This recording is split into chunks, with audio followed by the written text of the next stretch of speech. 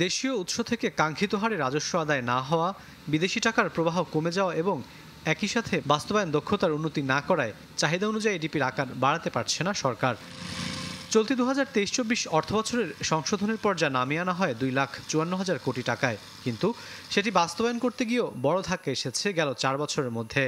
প্রথম 11 মাসে যেখানে ব্যয় হয়েছে মাত্র 1,46,375 কোটি টাকা, যা বরাদ্দের মাত্র 57.5%।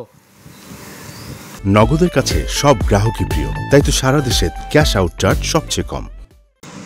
আইএমইডির তথ্য অনুযায়ী কেবল মে মাসেই গেল বছরের তুলনায় ব্যয় কমেছে প্রায় 6,000 কোটি টাকা।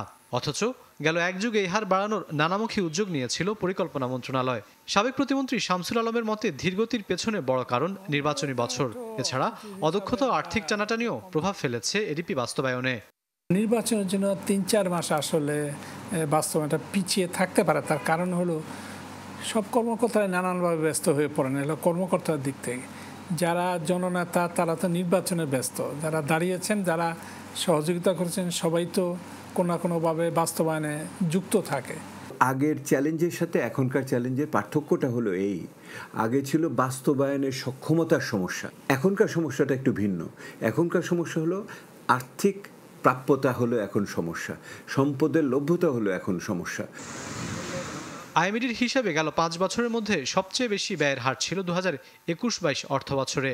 টাকার অঙ্কে যা ছিল 1,42,000 কোটি, অথচ এই 3 বছরে খরচের অঙ্ক বাড়ানো গেছে মাত্র 4,000 কোটি।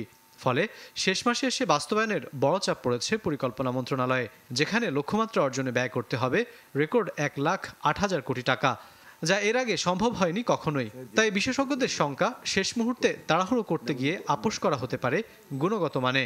বার্ষিক উন্নয়ন কর্মসূচি বাস্তবায়নের যেই পুরো কাঠামোটা এবং এটার যে মূল্যায়ন পদ্ধতি, এইটা নতুনভাবে পুনর্বিবেচনার সময় চলে এসেছে। অষ্টম পঞ্চবার্ষিক পরিকল্পনায় এই বিষয়টি গুরুত্ব পাবে আমি প্রত্যাশা করি। গড় বাস্তবায়নের হার গত এক যুগে যেটা দেখেছি 85% হয়। এবছর 62% থেকে, বা আমি 58 যদি বলি রিভাইজ বাজেট থেকে, এটাকে 85-তে নেওয়া এত কঠিন হবে এক মাসে। কাজে এটা তো মনে হয় 80-র নিচে থাকবে। নতুন 2024-25 অর্থ বছরের জন্য এডিপির আকার থাকছে 2,65,000 কোটি টাকা। রাকিব আল জাবেদ, চ্যানেল 24, ঢাকা।